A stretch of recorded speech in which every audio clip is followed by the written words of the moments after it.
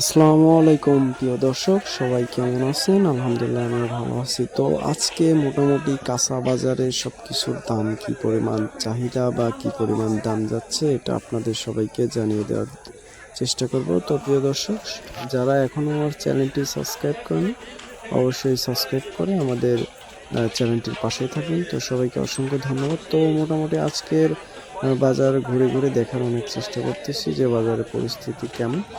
তো আজকে আলু আপনার 50 টাকা কেজি, আর প্রত্যেক পোয়া মরিচ হচ্ছে আপনার 60 টাকা পোয়া।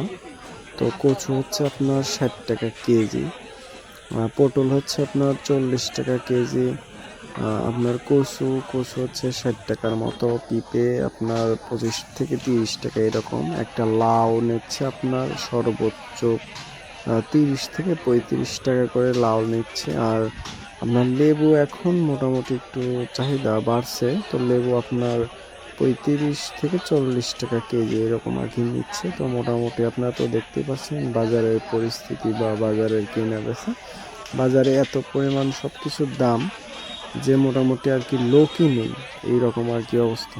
তো এই ছিল আজকের সব কিছুর আপডেট নিউজ। তো মোটামুটি ভিডিওটি ভালো লাগলে অবশ্যই শেয়ার